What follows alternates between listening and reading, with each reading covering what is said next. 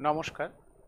পশ্চিমবঙ্গ সমগ্র শিক্ষা মিশন বিদ্যালয় শিক্ষা বিভাগ পশ্চিমবঙ্গ সরকারের উদ্যোগে বাংলার শিক্ষা ক্লাসরুম 2024-এ আপনাদের স্বাগত। আমি কৌশিক দেবনাথ, সহশিক্ষক, রামকৃষ্ণ মিশন বিদ্যালয় নরেন্দ্রপুর।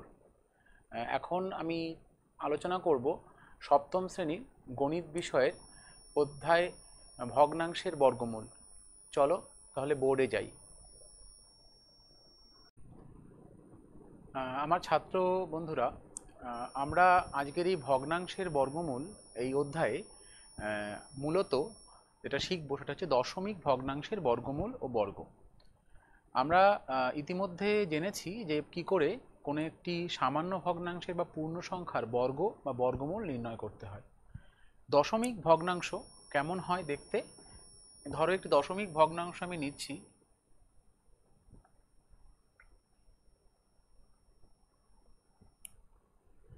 দশমিক ভগ্নাংশ আমি একটি নিচ্ছি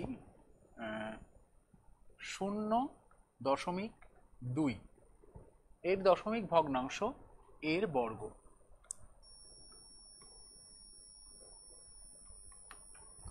দশমিক ভগ্নাংশে দশমিক বিন্দুটিকে যদি আমরা উপেক্ষা করি তাহলে কিন্তু সংখ্যাটি একটি পূর্ণ সংখ্যার মতনই দেখতে হয়। তাই স্বাভাবিকভাবে দশমিক সংখ্যার বর্গ আর পূর্ণ সংখ্যার বর্গ বা বর্গমূল এর মধ্যে খুব বেশি তফাৎ নেই, শুধু দশমিক বিন্দুটাকে যদি আমরা সঠিকভাবে স্থাপন করতে পারি। দেখতেই পাচ্ছ 0.2 এর বর্গ আমরা নির্ণয় করতে চাইছি, তাহলে খুব স্বাভাবিকভাবেই আমাদের 0.2 এর দুবার গুণ করতে হবে। আমরা নিশ্চয়ই দশমিক সংখ্যার গুণফল জানি। দশমিক সংখ্যার গুণফল কেমন হয় আমি একটি উদাহরণ নিয়ে দেখাচ্ছি তোমাদেরকে। ধরো এই একটি দশমিক সংখ্যা 1.32, একে গুণ করা হচ্ছে 0.03। এই দশমিকের গুণের ক্ষেত্রে আমরা যখন গুণ করব তখন দশমিক সংখ্যাটিকে আমরা মনে মনে ভাববো নেই দিয়ে সংখ্যাটিকে গুণ করব, তাহলে এই সংখ্যাটি প্রকৃতপক্ষে 132, তাকে 3 দিয়ে গুণ করা হচ্ছে। তাহলে আমি যদি 132কে 3 দিয়ে গুণ করি, 3 দুগুণে 6, 3 তিরিকা 9 এবং 3 একে 3, এইটি আসছে। সাধারণ গুণের মতনই, কিন্তু দশমিক বিন্দুটিকে এখানে সঠিক জায়গায় স্থাপন করতে হবে। যেমন ধরো এখানে দশমিক বিন্দুটি আছে 2 ঘর আগে, অর্থাৎ দশমিকের পরে এখানে 2 অঙ্ক রয়েছে। এখানেও দশমিকের পরে কটি আছে? 2টি অঙ্ক আছে। ফলে স্বাভাবিকভাবেই আমাদের দশমিক উত্তর যেটা আসবে গুণফল, সেখানেও দশমিকটিকে আমাকে 4 ঘর আগে, অর্থাৎ এখানে 2টি অঙ্ক, এখানে 2টি অঙ্ক, সব মিলিয়ে 4 অঙ্ক আগে স্থাপন করতে হবে। কিন্তু লক্ষ্য করো এখানে কটি অঙ্ক আছে? 3টি অঙ্ক আছে। এবং যেহেতু এটি একটি পূর্ণ সংখ্যা, যে কোনো পূর্ণ সংখ্যার ক্ষেত্রে দশমিক বিন্দুটি তার শেষে থাকে, অর্থাৎ দশমিক বিন্দুটি আছে একদম শেষে। আমাকে এই দশমিক বিন্দুটিকে 4 অঙ্ক আগে স্থাপন করতে হবে। যেহেতু এখানে 3টি অঙ্ক আছে তাই আমাকে একটি শূন্য দিয়ে তার আগে দশমিক বিন্দুটিকে স্থাপন করতে হবে। এবং যখনই দশমিক বিন্দুর আগে কোনো অঙ্ক থাকে না, সেক্ষেত্রে আমাদের আরও একটি শূন্য বসাতে হয়। কেন? যে দশমিক বিন্দুটি এখানে আছে সেটাকে বোঝার জন্য। এর থেকে আমরা বুঝতে পারবো এখানে দশমিক বিন্দুটি রয়েছে। তাহলে গুণটির থেকে আমি পেলাম উত্তর কত পেলাম? 0.0396। একই রকমভাবে আমরা এই গুণটিও করব। এইখানে কি হবে? 2 এর সাথে 2 গুণ পাচ্ছি 4। কিন্তু লক্ষণীয় এখানে দশমিকের পরে এই দুটি মধ্যে দশমিকের পরে 1 ঘর করে সংখ্যা রয়েছে, অর্থাৎ আমাদের উত্তরেও দশমিকের পরে 2 ঘর অঙ্ক রাখতে হবে। ফলে দশমিকটি বসাতে হবে একটি শূন্যের আগে, এবং তার আগে আরও একটি শূন্য স্থাপন করলে এই দশমিকের গুণ যদি আমাদের কাছে স্পষ্ট হয়, তাহলে দশমিক সংখ্যার বর্গও কিন্তু আমাদের কাছে স্পষ্ট হয়ে যাবে। চলো আমি আরও একটি বর্গ করি দশমিক সংখ্যার। এই যে 0.014। সুতরাং দেখাই যাচ্ছে যদি আমি দশমিকের অংশটিকে উপেক্ষা করি তাহলে সংখ্যাটি আসলে 14। 14 বর্গ, এই 14 সংখ্যাটির বর্গ যদি আমি বের করতে পারি তাহলে 0.014 এর বর্গ আমি জানতে পারবো। এই 14 এর বর্গ কত? 14 গুণ 14, গুণ করলে কত পাচ্ছি? 196। ঠিক আছে, তাহলে 0.014 এর যদি আমরা বর্গ করি সেটা ওই 196ই আসবে, কিন্তু আমাদের এই দশমিক বিন্দুটিকে সঠিক জায়গায় স্থাপন করতে হবে। লক্ষ্য করো, এখানে আছে হচ্ছে 3 ঘর দশমিকের পর, তাহলে যদি এর বর্গ হয় সেক্ষেত্রে দশমিকের পরে কত ঘর বসবে?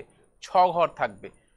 এখানে আমি আবার বলছি, যে অঙ্কটির আমরা বর্গ করছি, যে সংখ্যাটির আমরা বর্গ করছি, তার দশমিকের পরে যেহেতু 3টি অঙ্ক রয়েছে, ফলে এর যে বর্গ হবে তার ক্ষেত্রে দশমিকের পরে থাকবে 6টি অঙ্ক।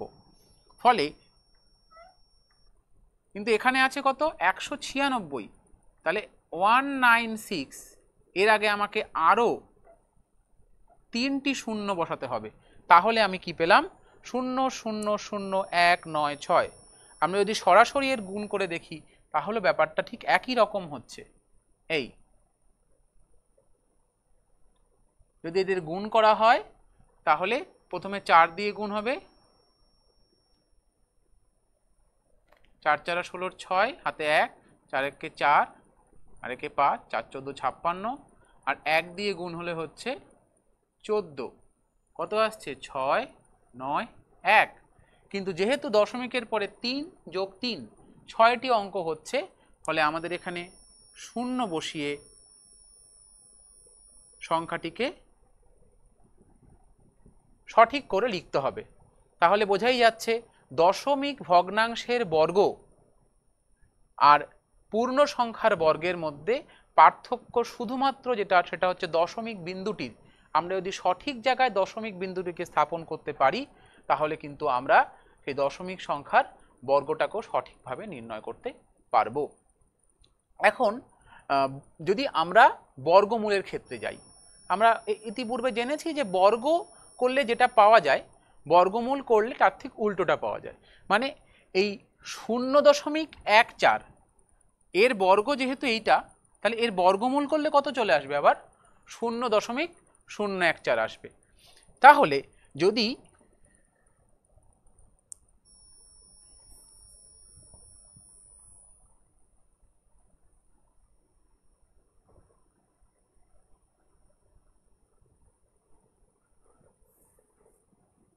আমরা এতক্ষণ যে দশমিক ভগ্নাংশগুলোর বর্গ করার চেষ্টা করছি, এই ধরনের দশমিক ভগ্নাংশকে বলা হচ্ছে সসীম দশমিক ভগ্নাংশ। কি ধরনের? সসীম, সসীম দশমিক ভগ্নাংশ। সসীম দশমিক ভগ্নাংশ কেন? কারণ এই অঙ্কের ক্ষেত্রে, এগুলোর ক্ষেত্রে দশমিকের পরে নির্দিষ্ট কয়েকটি অঙ্ক থাকে, তারপরেই ভগ্নাংশটি শেষ হয়ে যায়। এই ধরনের সসীম যে সমস্ত ভগ্নাংশ রয়েছে তাদের যদি আমরা বর্গমূল করার চেষ্টা করি, যদি সেগুলোর বর্গমূল করলে আমরা একটা সসীম দশমিক ভগ্নাংশই পাই, তবে কিন্তু সেটাকে আমরা বলবো পূর্ণবর্গ দশমিক ভগ্নাংশ। সুতরাং সমস্ত দশমিক ভগ্নাংশেরই বর্গমূল করলে আমরা কিন্তু সব সময় দশমিক ভগ্নাংশ পাবো না, সসীম দশমিক ভগ্নাংশ পাবো না। কখনো কখনো এটা সসীম দশমিক ভগ্নাংশ আসবে, কখনো কখনো সেটা অসীম দশমিক ভগ্নাংশ আসবে। আমাদের পর্যায়ক্রমিক আলোচনায় সেটা তোমাদের কাছে আরো স্পষ্ট হবে। চলো আমরা এই সসীম দশমিক ভগ্নাংশ যেটা আছে সেই রকমই একটি ভগ্নাংশের বর্গমূল নির্ণয়ের চেষ্টা করি। এই 0.04 এর বর্গমূল নির্ণয় করতে বলা হয়েছে। আমি প্রথমেই বলেছি যে বর্গমূল বা বর্গের ক্ষেত্রে দশমিক ভগ্নাংশকে আমরা একটি পূর্ণ সংখ্যা হিসেবে বিবেচনা করতে পারি। তাহলে এই যে 0.04 এর বর্গমূল, 4 বর্গমূল কত আমরা জানি? 4 বর্গমূল হচ্ছে 2, 4 বর্গমূল হচ্ছে 2। তাহলে 0.04 বর্গমূল কত হবে? 0.04 এর বর্গমূল হবে, দেখো ঠিক উল্টো, বর্গের সময় দশমিকের পরে যতগুলি অঙ্ক থাকতো বর্গের উত্তরে গিয়ে তার দ্বিগুণ হয়ে যেত। এক্ষেত্রে দশমিকের পরে যতগুলি অঙ্ক আছে আমাদের উত্তরে দশমিকের পরে তার অর্ধেক সংখ্যক অঙ্ক থাকবে। এখানে দুটি অঙ্ক রয়েছে দশমিকের পর, আমাদের উত্তরে দশমিকের পর একটি অঙ্ক থাকবে। তাহলে 2 বসালাম, এই 0.2 হবে উত্তর। তাহলে এর বর্গমূল কত হচ্ছে? এইটা। অনুরূপে আমি আরও একটা অঙ্ক নিয়ে নেই। ধরো আমি নিচ্ছি 0.16 এর বর্গমূল, এর বর্গমূল। তাহলে দেখো এই 16, যে 16-র বর্গমূল কত হয়? 4, কারণ 4 গুণ 4 করলে আসে 16, 4 4 16। তাহলে 16-র বর্গমূল বসলো 4। আর এখানে দশমিকের পরে কয় ঘর আছে? দুটি অঙ্ক রয়েছে। তাহলে আমাদের এখানে দশমিকের পরে কটি অঙ্ক থাকবে? একটি অঙ্ক থাকবে। এইরকমই নিচ্ছি 0.0016 এর বর্গমূল,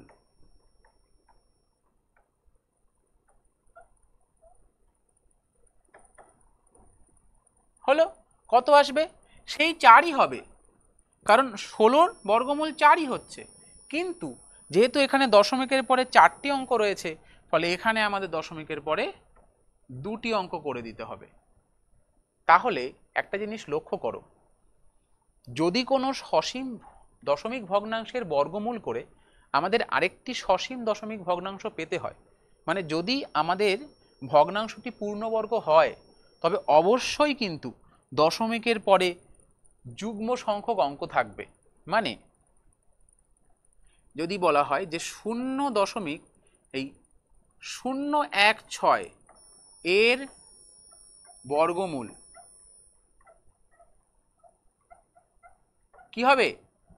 এর বর্গমূল কিন্তু আমরা করতে পারবো, কিন্তু সেটা কোনো সসীম দশমিক ভগ্নাংশ হবে না, কারণ এখানে দশমিকের পর 3টি অঙ্ক রয়েছে।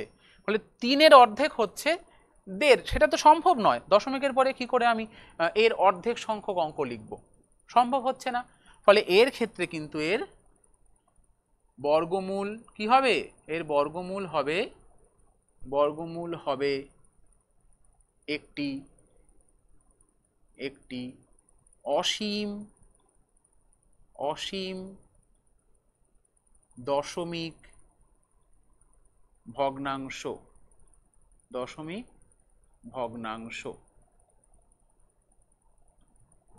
তাহলে বুঝতে পারছো, যদি কোনো একটি ভগ্নাংশ, শুধু ভগ্নাংশ নয়, যে কোনো পূর্ণ সংখ্যার ক্ষেত্রে যে কোনো সংখ্যা তা যদি পূর্ণবর্গ না হয়, তার বর্গমূল করলে আমরা বর্গমূল একটা পাবো বটে, কিন্তু সেটা কিন্তু কোনো পূর্ণ সংখ্যা বা কোনো সসীম দশমিক সংখ্যা আসবে না, বরঞ্চ সেটা একটি অসীম দশমিক ভগ্নাংশ আসবে। এবং সেই ধরনের সংখ্যাকে আমরা কিন্তু পূর্ণবর্গ বলি না। সুতরাং ইহা পূর্ণবর্গ নয়, ইহা পূর্ণবর্গ নয়। ইহার বর্গমূল করলে আমরা কোনো একটি সসীম দশমিক সংখ্যা পাচ্ছি না। ফলে সেক্ষেত্রে আমাদের কি করতে হয়? আমাদের সংখ্যাটিকে একটি আসন্ন মান বের করতে হয়। আমরা সেই আলোচনায় একটু পরে যাচ্ছি। আমরা প্রথমে একটু বড় মাপের দশমিক ভগ্নাংশের বর্গমূল বের করার চেষ্টা করি। চলো আমরা একটা সংখ্যা নিয়ে নিচ্ছি, দশমিক সংখ্যা একটু বড়, ছোট নয়। এই যে দেখো এখানে যে সংখ্যাটি রয়েছে 6 দশমিক, লক্ষ্য করবে কটা আছে? দুটো। এখানে দেখো 4টি অঙ্ক আছে, অর্থাৎ এটা বর্গমূল করা যেতে পারে।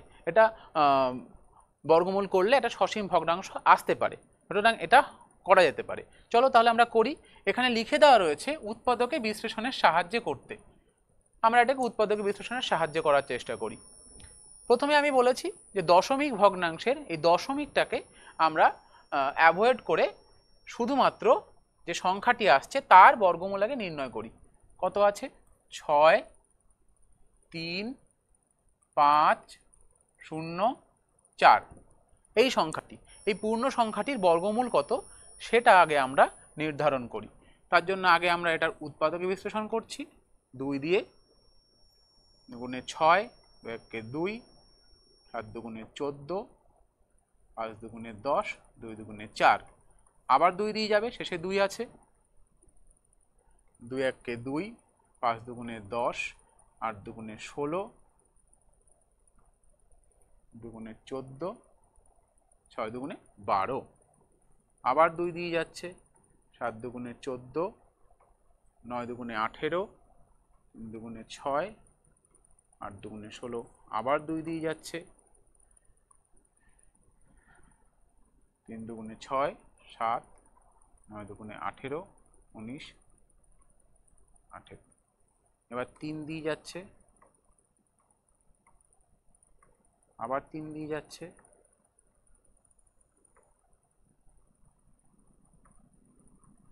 আবার 3 দিয়ে যাচ্ছে। কি করে বুঝতে পারছি? এই যে অঙ্কগুলোর যোগফল 4 যোগ 4 যোগ 1 কত হচ্ছে? 4 যোগ 4 যোগ 1 9। কোনো সংখ্যার অঙ্কগুলোর যোগফল যদি 3 দিয়ে বিভাজ্য হয়, সংখ্যাটিও 3 দিয়ে বিভাজ্য হবে। কিসের নিয়ম? বিভাজ্যতার নিয়ম। 3 দিয়ে দিলে কত আসছে? 3 একে 3,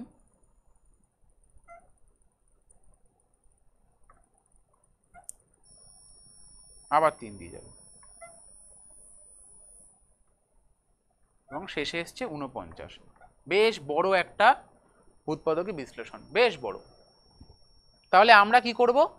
আমরা এই সংখ্যাটি, এই যে 6, 3, 5, 0, 4, একে প্রকাশ করি গুণ আকারে। 2 গুণ 2 গুণ, কতগুলো 2 আছে? 1 2 3 4, 4টে 2 আছে। 1 2 1 2 3 4, 4টে 2 হলো। এবার আছে 1 2 3, 4টে 3, 1 1 2 3, 4টে 3 হলো। এরপরে আরো দুটো 7 আছে। আমরা যদি খাতায় জায়গা না হয় এভাবে লিখতে পারি। এই হয়ে গেল সব। এবার কি? বর্গমূল বলেছে, তাহলে এই যে চিহ্নটি, এটি বসবে। জোড়া তৈরি করতে হবে আমাদেরকে, জোড়া, জোর। তাহলে বুঝতেই পারছি বর্গমূল চিহ্নের ভেতর থেকে আমাদের জোড়া থাকলে একটা করে বেরিয়ে আসবে। 2 গুণ 2 গুণ 3 গুণ 3 গুণ 7 কত আসছে? 2 দুগুণে 4, 3 4 12, 3 12 36, 36 গুণ 7, 36 গুণ 7 6 7 42, 2, এই দেখো।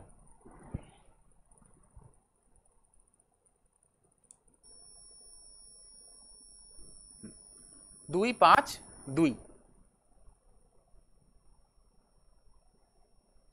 এইটা হচ্ছে আমাদের এই সংখ্যাটির, এই পূর্ণ সংখ্যাটির 6 3 63,504 বর্গমূল। তাহলে চলে যাওয়া যাক আমাদের মূল অঙ্কটাতে। তাহলে আমাদের চাওয়া হয়েছে 6.3504 বর্গমূল। তাহলে 6.3504 এর বর্গমূল তাহলে কি হবে? এর বর্গমূল হবে, 4টি অঙ্ক রয়েছে, দশমিকের পর থাকবে 2টি অঙ্ক। দশমিকটি কোথায় বসবে? এইখানটায় বসবে, এই 2টি অঙ্ক আগে। তাহলে উত্তর আসবে আমাদের কত? 2.52। বুঝতে পারা যাচ্ছে? দেখো, অঙ্কটিকে আমরা আরও একটি ভাবে ব্যাখ্যা করতে পারি। আমরা জানি যে কোনো দশমিক ভগ্নাংশকে আমরা কিন্তু সামান্য ভগ্নাংশ বা লব বাই হর, এই সামান্য ভগ্নাংশ আকারেও প্রকাশ করতে পারি। তাহলে এই যে 6.3504 এর বর্গমূল চাওয়া হয়েছে, এটাকে আমরা যদি সামান্য ভগ্নাংশ আকারে প্রকাশ করি তাহলে হবে 63504, আর নিচে আসছে কত? 1-এর পরে 1 2 3 4টে 0। বোঝা যাচ্ছে? তাহলে এই লবের বর্গমূল আর হরের বর্গমূল, যদি আমরা এই লবটার বর্গমূল করি তাহলে কত আসছে? 252। আর হরে আছে কত, একের পরে আছে 1 2 3 4টে শূন্য, 4টে শূন্য থাকলে বর্গমূল করলে একের দুটো শূন্য, কারণ দেখো 100 গুণ 100 করলে আমরা পাবো 10,000, তাহলে বর্গমূল কত আসছে 100। তাহলে লক্ষ্য করো যদি এটাকে আমি আবার দশমিক ভগ্নাংশে রূপান্তর করি তাহলে কত আসছে, সেই 2.52। এইভাবে এটা একটা অন্য দৃষ্টিভঙ্গি, এভাবেও আমরা একটি দশমিক ভগ্নাংশের বর্গমূলকে সামান্য ভগ্নাংশের বর্গমূলের দ্বারা পুনরায় আমরা দশমিক ভগ্নাংশে রূপান্তর করে বের করতে পারি। এই দুটো পদ্ধতিতেই, যে কোনো পদ্ধতিতে আমরা করি না কেন, এটা একমাত্র তখনই সম্ভব হবে যখন এই যে সংখ্যাটি দেওয়া থাকবে এটি পূর্ণবর্গ হবে, অন্যথায় কিন্তু এইভাবে করলে উত্তর আমাদের আসবে না। চলো আমরা আরও একটি ভগ্নাংশ নিয়ে তার বর্গমূল বের করার চেষ্টা করি। এই যে 0.045369, এখানেও লক্ষ্য করবে দশমিকের পরে 1 2 3 4 5 6 যুগ্ম সংখ্যক অঙ্ক আছে। এখানে বলা হয়েছে ভাগ পদ্ধতিতে করতে। ভাগ পদ্ধতিতে বর্গমূলের ক্ষেত্রে আমরা কিন্তু দশমিক ভগ্নাংশের বর্গমূলের জন্য নতুনভাবে একটু নিয়ম যুক্ত হবে, তাহলেই আমরা এটাকে ভাগ পদ্ধতিতে বর্গমূল করতে পারবো। এবং দশমিক ভগ্নাংশের বর্গমূলের ক্ষেত্রে ভাগ পদ্ধতির বর্গমূল বেশি গ্রহণযোগ্য, অনেক সহজে উত্তর বের করা যায়। তার কারণ যদি বর্গমূলটি পূর্ণবর্গ, যদি সংখ্যাটি পূর্ণবর্গ না হয়, সেক্ষেত্রে কিন্তু ভাগ পদ্ধতির বর্গমূল ছাড়া কোনো গত্যন্তর নেই আমাদের ভাগ পদ্ধতির বর্গমূল দিয়েই তখন বর্গমূল করতে হয়। চলো তাহলে এই যে সংখ্যাটি রয়েছে এর বর্গমূল করি আমরা ভাগ পদ্ধতিতে। এই হচ্ছে লেখা হলো 0.045369। আমরা জানি ভাগ পদ্ধতিতে বর্গমূল করতে গেলে সংখ্যাটিকে কতগুলি জোড় আকারে লিখতে হয়, এবং সেই সংখ্যাটি যদি পূর্ণ সংখ্যা হতো, ধরো পূর্ণ সংখ্যা আছে একটি 1 2 5 7 9 2 3, এরকম কোনো পূর্ণ সংখ্যা থাকলে সেক্ষেত্রে ভাগ পদ্ধতির বর্গমূলে আমাদের জোড় তৈরি করতে হয়। কোথা থেকে? পিছন দিক থেকে জোড় জোড় জোড় এভাবে আসতে হয়, পিছন দিক থেকে সামনের দিকে আমাদের জোড় করে আসতে হয়।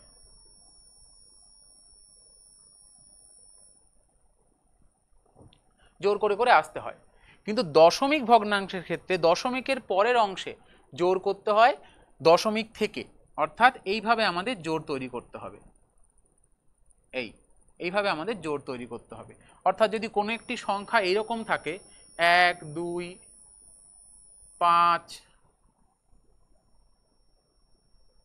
1 2 5 7 দশমিক 3 4 1 2 এরকম থাকে, তখন আমরা কিভাবে জোড় তৈরি করব? এইভাবে দশমিক থেকে এইদিকে আসব, আবার দশমিক থেকে এইভাবে এইদিকে যাব, এইভাবে আমরা জোড়াগুলো তৈরি করব। হয়ে যাচ্ছে? তাহলে চলো আমাদের জোড় তৈরি করা হয়ে গেছে, ভাগ শুরু করা যাক। প্রথমেই যেহেতু এই দশমিকের আগে কোনো সংখ্যা নেই, ফলে এই অংশটি আমরা ভাগফলে নিয়ে চলে যাব।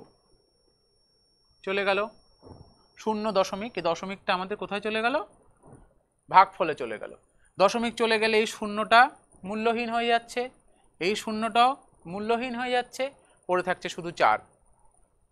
এবার 4কে ভাগ করার জন্য আমরা যে নামতা পড়ব সেটা হচ্ছে বর্গের নামতা।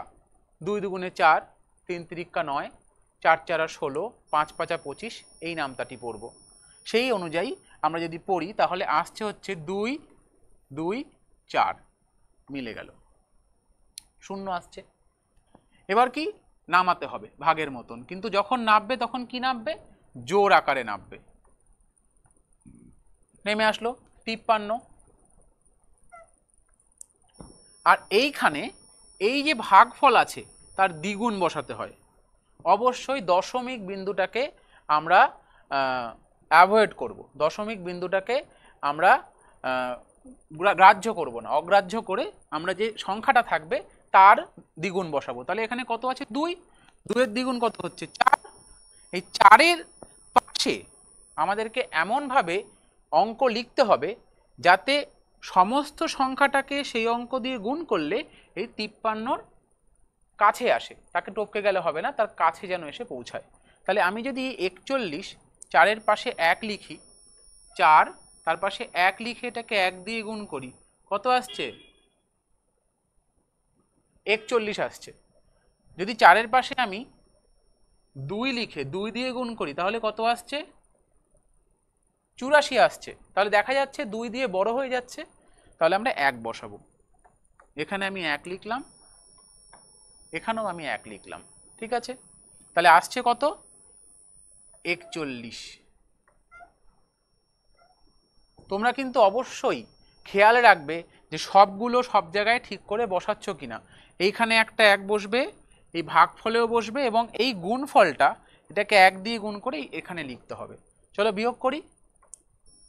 2 আসলো আর এখান থেকে 1 আসলো, 12। এবার আবার কি হবে? এই পরের যেটা জোড়া রয়েছে সেটা নেমে আসবে, আসছে পরের জোড়াটা নেমে 6 9। এইবার আবার এই যে ভাগফলে যে রয়েছে পুরোটার দ্বিগুণ এখানে লিখতে হবে, পুরোটার দ্বিগুণ মানে 21 রয়েছে এখানে। তাহলে 21-এর দ্বিগুণ কত হয়? 21-কে 2 দিয়ে গুণ করলে 42 হচ্ছে, এই 42 বসবে। 42-এর পাশে এমন সংখ্যা, এমন একটি সংখ্যা বা অঙ্ক বসাতে হবে যাতে পুরোটাকে গুণ করে আমরা এই 1269 পাই। চেষ্টা করি। 42-এর পাশে কত বসানো যেতে পারে? 42-এর পাশে যদি আমরা 3 বসাই তাহলে কত আসছে? এই দেখো আসছে, আমরা 3 বসাবো। তাহলে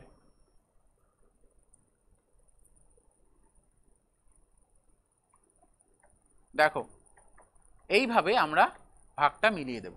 তাহলে দেখতে পাচ্ছি এই সংখ্যাটির বর্গমূল করলে কত আসছে? 213। তাহলে এই যে সংখ্যাটির বর্গমূল কত হচ্ছে? 213। তাহলে সুতরাং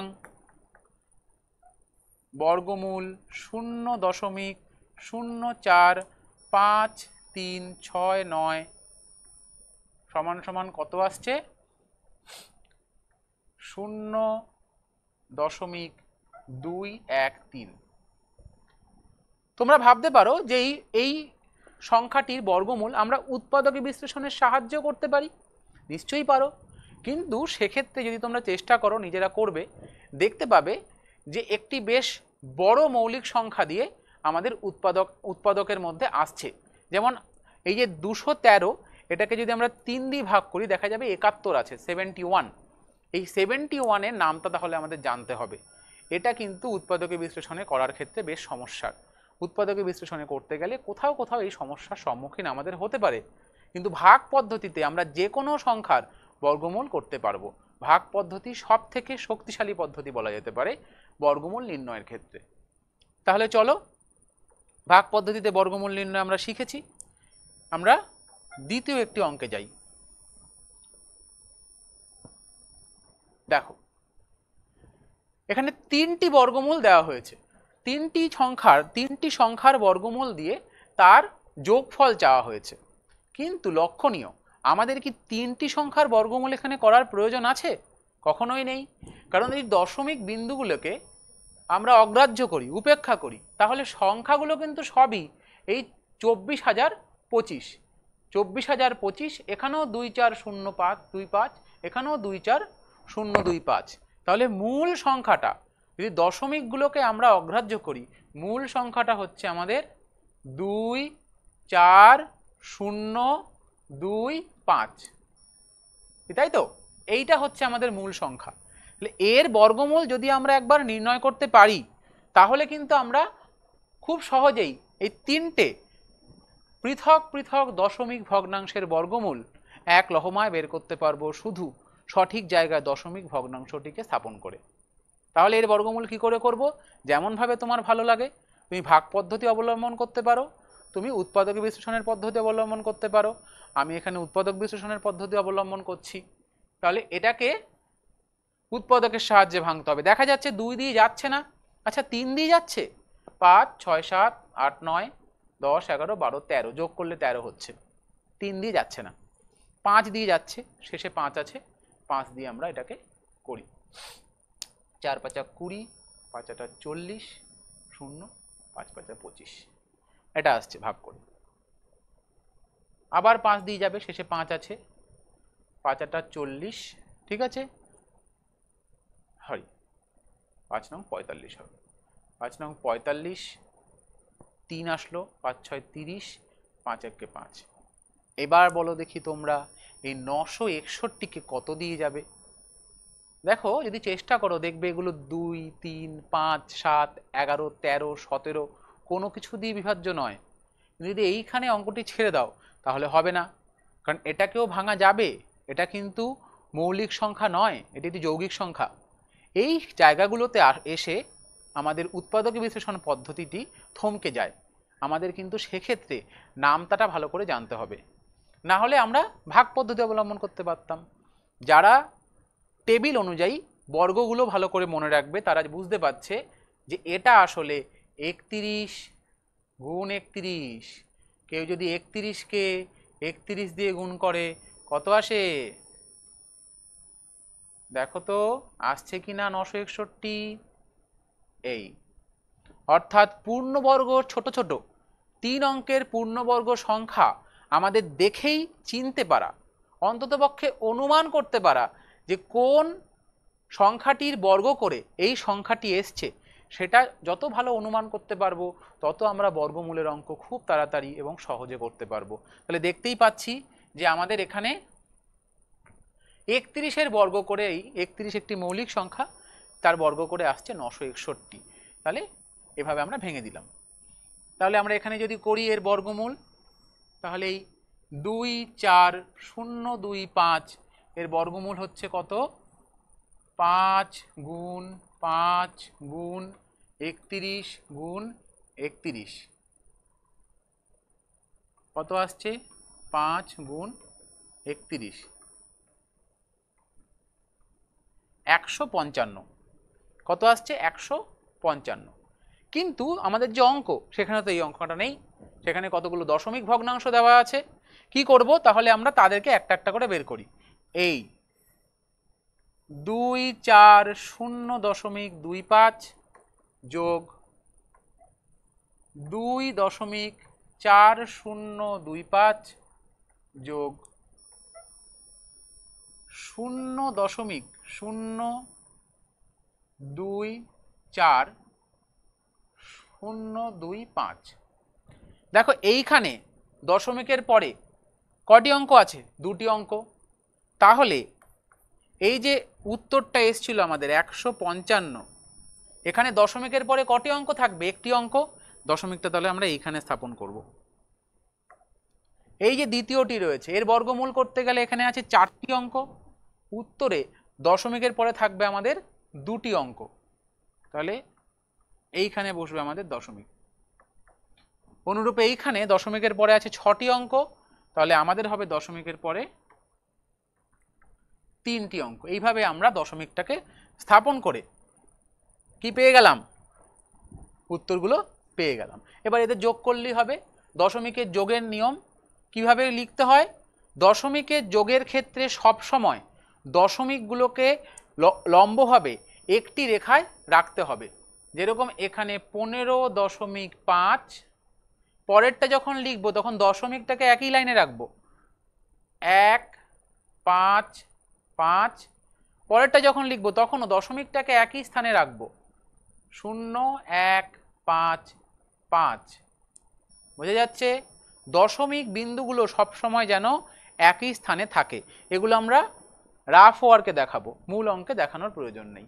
এবার আমরা ফাঁকগুলো 0 দিয়ে পূরণ করে দিতে পারি, 0 0 0, কারণ দশমিকের পরে শূন্যের কোনো ভ্যালু নেই, যতগুলো খুশি 0 আমরা বসাতে পারি। এবার আমরা যোগ করবো, এটা যোগ বলেছে, করো যোগ। 5, এখানে 5 5 10 0 হাতে 1, এখানে 12 2 হাতে 1, 2 5 6 7 1, কত আসলো? 17.205 205, 17.205। তাহলে তোমরা বুঝতে পারলে দশমিক ভগ্নাংশের বর্গমূল কিভাবে আমরা করতে পারি। দশমিক ভগ্নাংশের বর্গমূল আর পূর্ণ সংখ্যার বর্গমূলের মধ্যে শুধু এতটুকুনি তফাৎ আছে। তাহলে এবার চলো একটা নতুন বিষয়ে যাই, অঙ্কটায় যাই, পরের অঙ্কে দেখো কি লেখা আছে। এই যে লেখাটা আছে দেখো অঙ্কটায় কি লিখেছে, 2 দশমিক স্থান পর্যন্ত আসন্ন মান। তোমাদের এই সপ্তম শ্রেণীর গণিত বইতেই দেখবে আসন্ন মান নির্ণয় করার একটা অধ্যায় আছে। আমি ছোট্ট করে সেটা একটু বলে দিই, আসন্ন মান কিভাবে নির্ণয় করতে হয়।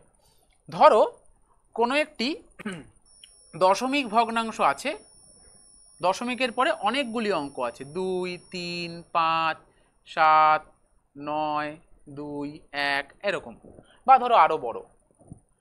এবার এক্ষেত্রে দশমিকের পরে যত বেশি বেশি অঙ্ক বসতে থাকে তত এগুলো ছোট, এর থেকে এ হচ্ছে দশাংশ, শতাংশ, সহস্রাংশ, এভাবে আরও ছোট হতে থাকে।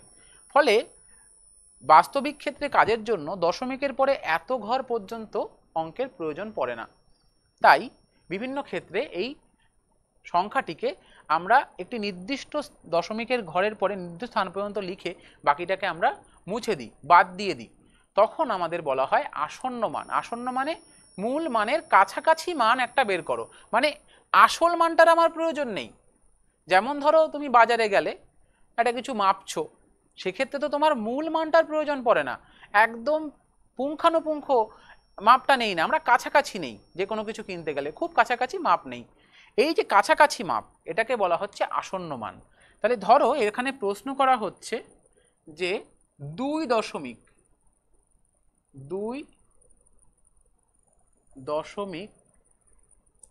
স্থান পর্যন্ত আসন্ন মান, বুঝে গেছে?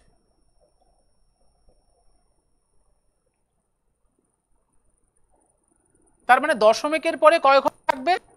দশমিকের পরে 2 ঘরই থাকবে। তার মানে 0.23 এটা হওয়ার কথা, কিন্তু এটা হবে না। কারণ এই যে অঙ্কটি আমি লিখেছি এর ঠিক পরে কত আছে? 5। যদি এর পরে 5 থাকে তখন এই যে শেষ অঙ্কটি এর সঙ্গে 1 যোগ হয়ে যাবে, তাহলে এটা কত হবে? 3 না হয় হবে 4। বোঝা গেল? এবার যদি বলা হতো যে 1 দশমিক স্থান পর্যন্ত আসন্ন মান, যেরকম 2 দশমিক বলেছে সেটা না বলে বললো 1 দশমিক স্থান পর্যন্ত, কি পর্যন্ত? আসন্ন মান।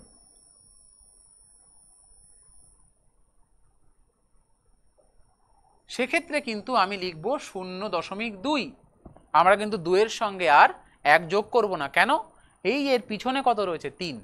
অর্থাৎ যত পর্যন্ত আসন্ন মান নির্ণয় করব আমাকে তার ঠিক পরের ঘরের অঙ্কটিকে জানা প্রয়োজন, কারণ সেই অঙ্কটি আমাদের নির্ধারণ করে দেবে যে আমি এই অঙ্কটির সঙ্গে 1 যোগ করব কি করব না। 0, 1, 2, 3, 4 এগুলি থাকে, তাহলে আমরা যোগ করব না। কিন্তু যদি 5 বা 5-এর বেশি থাকে, 5 বা 5-এর বেশি থাকে, সেক্ষেত্রে আমরা 1 যোগ করব। 5-এর কম থাকলে 1 যোগ করব না, 5 বা 5-এর বেশি থাকলে 1 যোগ করব। তাই এখানে আমরা 1 যোগ করেছি, এখানে আমরা 1 যোগ করিনি। বোঝা যাচ্ছে? এই জিনিসটা আমাদের কিন্তু এইখানটাতে এই জিনিসটা কিন্তু আমাদের এই অঙ্কটার ক্ষেত্রে প্রয়োজন পড়বে। হয়ে যাচ্ছে? কেন প্রয়োজন পড়বে? কেন এই আলোচনার অবতারণা হয়েছে আমাদের এই অঙ্কে? কারণ লেখা আছে 2 দশমিক স্থান পর্যন্ত আসন্ন মান লিখতে। কেন হঠাৎ করে এই কথাটা এখানে কেন যুক্ত হয়েছে? তার কারণ এখানে লক্ষ্য করবে এই যে বর্গমূল, এটা 8-এর বর্গমূল বলেছে। কার বর্গমূল বলেছে? 8-এর। এবং এই 8 এই পূর্ণ সংখ্যাটি কিন্তু পূর্ণবর্গ নয়। যদি তোমরা বর্গমূল করতে চেষ্টা করো 8কে উৎপাদকে দিয়ে, এই দেখো কত আসছে, এরকম আসছে। তাহলে যদি আমি 8-এর বর্গমূল করি কত পাবো? এই দেখো একটা জোড়া বেরোচ্ছে, কিন্তু এইটা ভেতরে থেকে যাবে, হচ্ছে না বর্গমূল। করতে পারছি না আমরা, মানে আমরা কোনো পূর্ণ সংখ্যা পাচ্ছি না।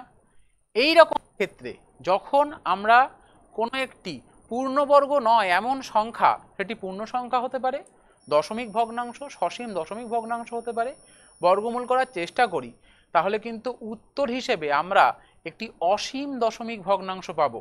আমি আবারও বলছি, কোনো একটি সংখ্যা যদি পূর্ণবর্গ না হয় কিন্তু আমরা তার বর্গমূল করার চেষ্টা করছি, তাহলে তার বর্গমূলে কিন্তু আমরা একটি অসীম দশমিক ভগ্নাংশ পাবো। আর অসীম দশমিক ভগ্নাংশ মানে অসীম, দশমিকের পরে চলতেই থাকবে, ফলে আমাদের কোনো একটা স্থানে গিয়ে তাকে থামাতে হবে।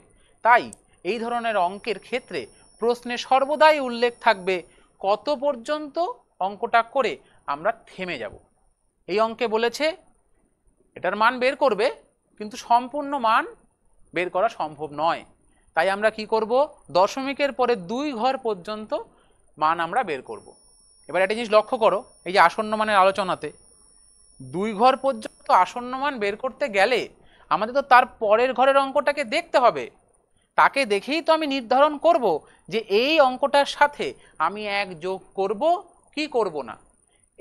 এর পরের ঘরের অঙ্কটি যদি 5 বা 5-এর বেশি হয় তবে আমি 1 যোগ করে দেব, বা যদি 4 বা 4-এর থেকে ছোট হয় তাহলে 1 যোগ করব না। তাহলে এখানে বলা হয়েছে 2 দশমিক স্থান পর্যন্ত আসন্ন মান বের করতে, কিন্তু উত্তর আমি যখন বর্গমূলটা করব তখন কিন্তু আমাকে দশমিকের পরে 3 ঘর পর্যন্ত কমপক্ষে বের করতে হবে, তাহলেই আমি উত্তরটাকে বের করতে পারবো। আশা করি আমার আলোচনাটা বোঝা যাচ্ছে। তাহলে আমরা এখন কি করব, এই যে 8 এই সংখ্যাটার বর্গমূল বের করার চেষ্টা করব। কতটা পর্যন্ত, দশমিকের পরে 3 ঘর পর্যন্ত বের করব এবং শেষে তাকে 2 দশমিক স্থান পর্যন্ত আসন্ন মানে রূপান্তরিত করব। তাহলে চলো আমরা এই 8-এর বর্গমূল নির্ণয় করি। এই অংশটা আমি মুছে দিই, এই আলোচনাটা।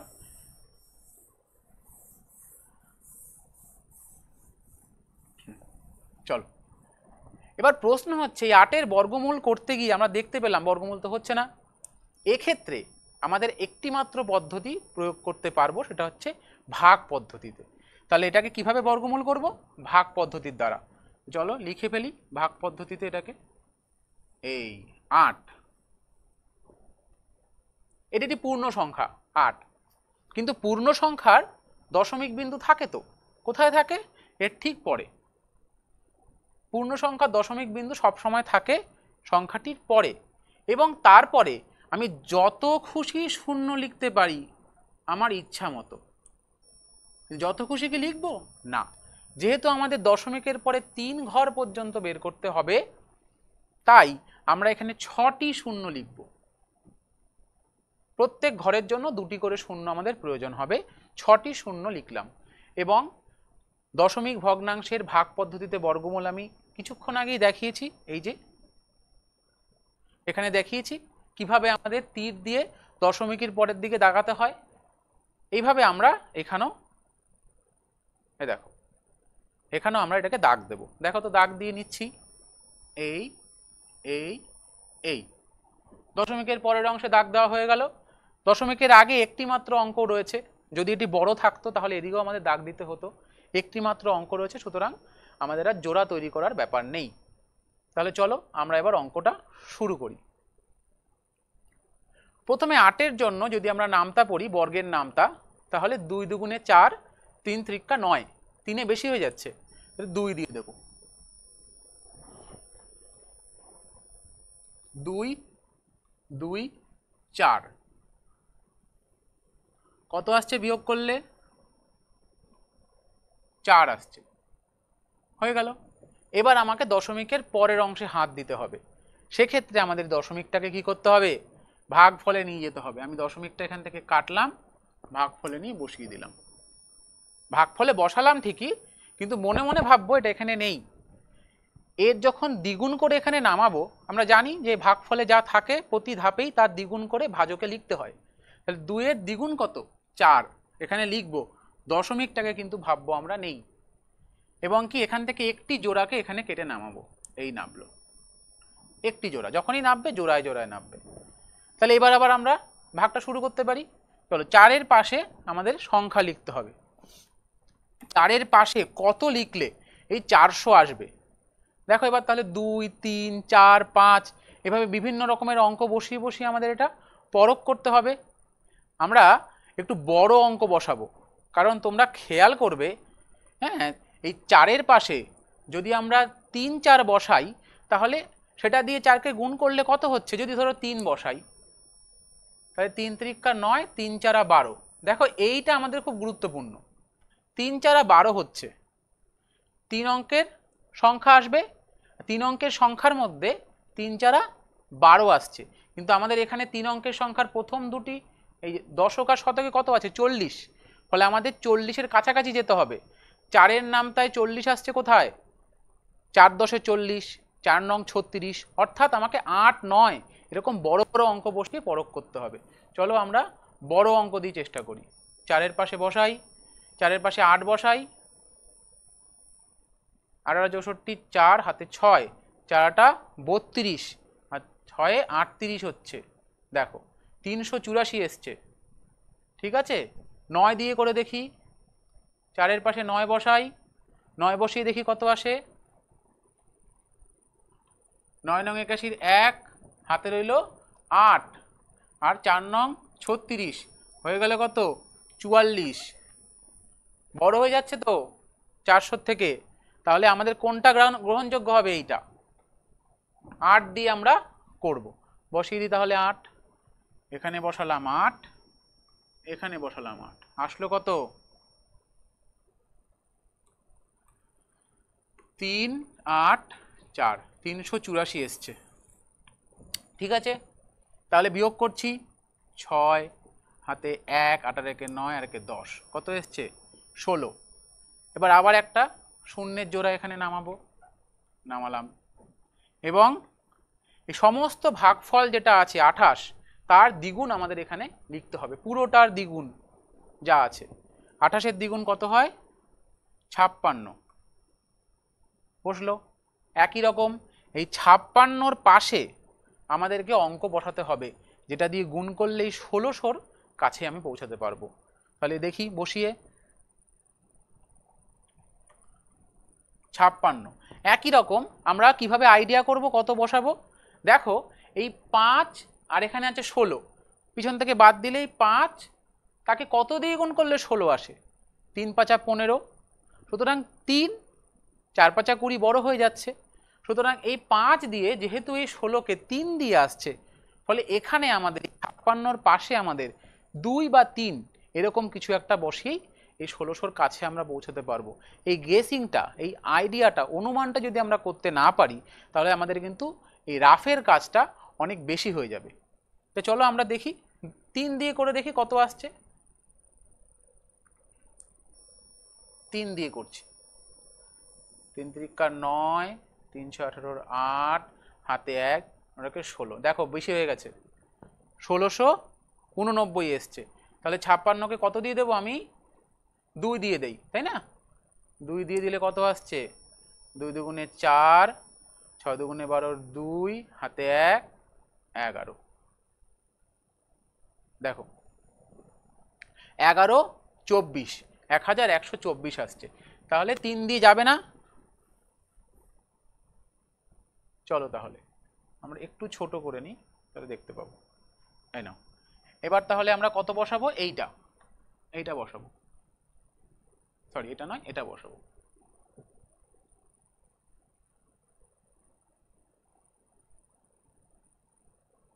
এইটা বসাবো, এইটা বসাচ্ছি।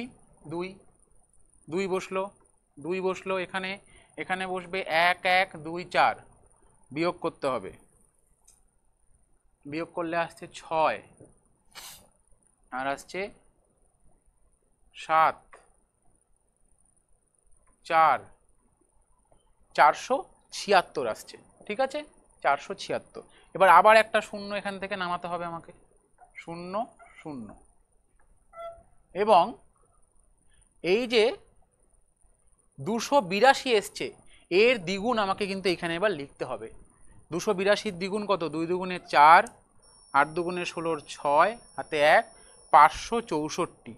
লক্ষ্য করেছো, যত ভাগ পদ্ধতিতে আমি নিচের দিকে যাচ্ছি, তত এই অঙ্কটা, এই সংখ্যাটা, ভাজকের সংখ্যাটা আস্তে আস্তে বড় হয়ে যাচ্ছে এবং ভাগ প্রক্রিয়াটা ক্রমশ জটিল থেকে জটিলতর হচ্ছে। ফলে আমাদের সঠিকভাবে কিন্তু অঙ্কগুলোকে করতে হবে।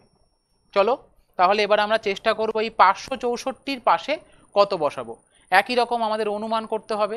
দেখো এইখানেও এই যে কত আছে, এটা 47 আছে, আর এটা কত আছে 5। 5 দিয়ে এই 47কে আনতে গেলে আমাদের অনেক বড় সংখ্যা দিয়ে গুণ করতে হচ্ছে। 5 নং 45, 5 আটা 40। ফলে ওই 8 বা 9 ওই পর্যায়ে গিয়ে কিন্তু এটা বসাতে হবে এইখানে। চলো আমরা চেষ্টা করি।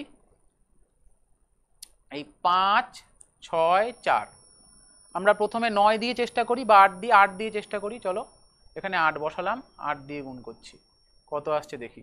8 আটা 64, 4 হাতে রইল 6, 4 আটা 32 আর 6 38, 8 হাতে 3, 6 আটা 48, 50 50 51 1 হাতে 5, 5 আটা 40 45, 4 5 একদম কাছাকাছি চলে গেছি আমরা। ঠিক আছে, আমার ধারণা 9 দিয়ে এটা বড় হবে। তাও তোমরা 9 দিয়ে একবার করে দেখতে পারো। 5 6 4 9 দিয়ে গুণ করলে সেটা কিন্তু বড় হবে আমার ধারণা। তোমরা করবে, বড়ই আসবে 9 দিয়ে করে। তাহলে কত দিয়ে আসছে? 8 দিয়ে আসছে। খুব কাছে পৌঁছে গেছি আমরা। 9 দিয়ে করলে বড় হয়ে যাবে।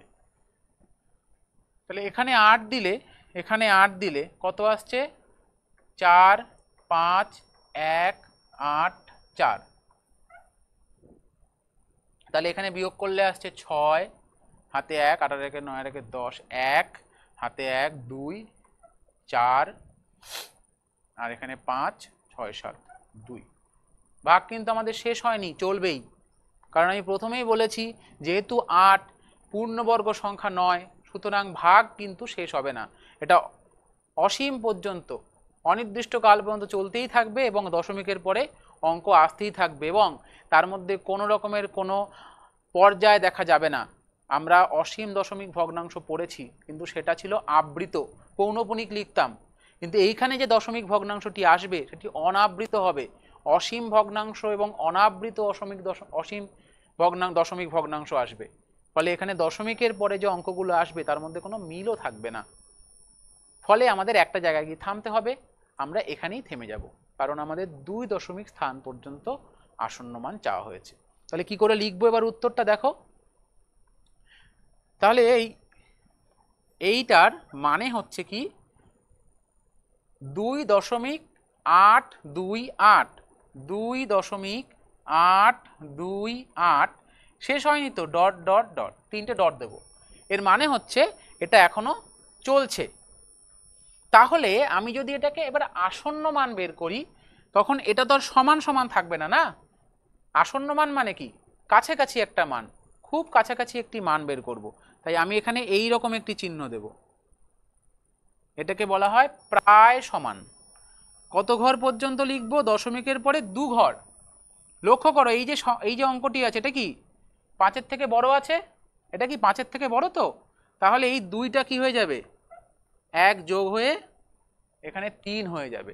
এই 2-এর সাথে 1 যোগ হবে, কারণ এটা 5-এর থেকে বেশি আছে। এটা হয়ে গেল। আমাদের আর ডট ডট দেওয়ার প্রয়োজন নেই, কারণ আমরা এখানে ভগ্নাংশটাকে শেষ করেছি। আমরা এটা সসীম ভগ্নাংশে পরিণত করেছি। পাশে লিখতে হবে 2 দশমিক স্থান পর্যন্ত আসন্ন মান। এটা লিখতে হবে আসন্ন মান। 2 দশমিক স্থান পর্যন্ত আসন্ন মান। তাহলে 2 দশমিক স্থান পর্যন্ত আসন্ন মান যদি আমাদেরকে এর থেকে বেশি বলে, 3 দশমিক স্থান পর্যন্ত আসন্ন মান, তাহলে আমাদের আরও 1 ঘর বের করতে হবে। যত বেশি বলবে অঙ্ক তত দীর্ঘ হবে এবং সেভাবে আমাদের অঙ্কটাকে করতে হবে। আশা করি তোমরা বুঝতে পেরেছো কিভাবে একটি সংখ্যা যদি সেটা পূর্ণবর্গ না হয় তবে তার বর্গমূল ভাগ প্রক্রিয়ায় বের করতে হয় এবং তার আসন্ন মান বের করতে হয়। যে কোনো পূর্ণবর্গ নয় এমন সংখ্যার ক্ষেত্রে এটা পূর্ণ সংখ্যা না হয়ে দশমিক সংখ্যাও হতে পারত, সেক্ষেত্রেও আমাদের একই পদ্ধতি অবলম্বন করতে হবে। কিন্তু সব ক্ষেত্রেই প্রশ্নে অবশ্যই লেখা থাকবে কত পর্যন্ত আমাদেরকে উত্তরটা বের করতে হবে। আমার আলোচনা মোটামুটি এই পর্যন্তই ছিল। আমরা আশা করি দশমিক ভগ্নাংশের বর্গ এবং বর্গমূল এবং ভাগ পদ্ধতিতে কিভাবে পূর্ণবর্গ নয় এমন সংখ্যার বর্গমূল করে নির্দিষ্ট আসন্ন মান পর্যন্ত বর্গমূল বের করতে হয় তা বুঝতে পেরেছি। তোমাদের আমি কিছু এখানে হোমওয়ার্ক দিয়েছি, তোমরা এই হোমওয়ার্কগুলি করবে। এখানে 6টি হোমওয়ার্ক রয়েছে, তোমরা এগুলো করবে এবং সেক্ষেত্রে আমার যে পড়ানো পদ্ধতিতে অঙ্কগুলো আছে সেগুলোকে দেখলে তোমাদের সাহায্য হবে, সহযোগিতা হবে। এই নমস্কার। এই অধ্যায়ের আলোচনাটি এখানেই সমাপ্ত হলো।